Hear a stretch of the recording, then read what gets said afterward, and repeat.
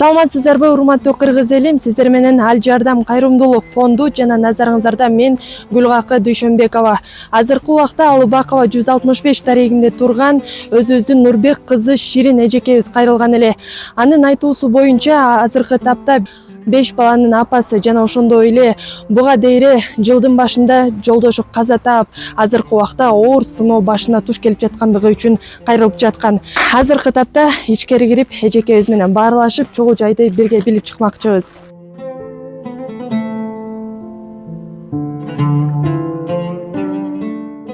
Ассаламу алейкум. Менин атым Ширин, Нурбек кызы Ширин. Мен өзүм 91-жылкы болом. 5 баланын апасымын. Ушу биздин башыбызга ушундай оор сыноолор келип калыптыр. Кудайымдын эмеси экен, бул дагы ушуну көтөрүп, Кудайдан суранып неме кылып атабыз. Ушул жылдын башында жолдошум каза болуп калды, апрелдин 18-inde. 5 балам менен квартирада калдым азыр. Ушул эл журтуман Аллахтын бир ыраазылыгы үчүн бир жардам бериңиздерди суранат элем. 5 балам менен квартирада жашаш кыйын болуп атат.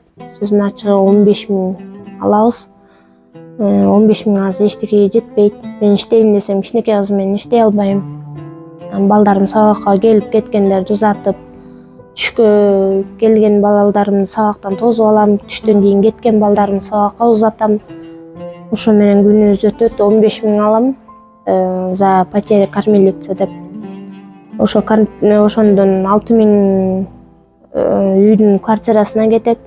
Светке 1000ден ашык калат, кээде 1000ден ашык 1,5 чейин светтин акчасын төлөйбүз, калганы продукту, бала чакага дегендей. Ошону бир айда ай сайын убагы келгиче ушуну жеткиргенге аракет кылабыз да. Кээ бир элдер жардам берип калат, анча мынча элдер жардам берет. Кудайыма шүгүр, Аллахыма, аларга да ыраазычылыгымды билдире кетейин. Ошо көмүр жагынан, продукты жагынан жардам берип келишет азыр элдерге, мындай тааныгандар, билгендер. Жолдошумдун тараптан, жолдошум каза болгон бирөө бир басып келип жардам берген жок. Майрам кечелеринде да балдарды бул жибергенден уялат экенсиң, форма керек болот, подаркасы, дигинеси мунусу деп калат.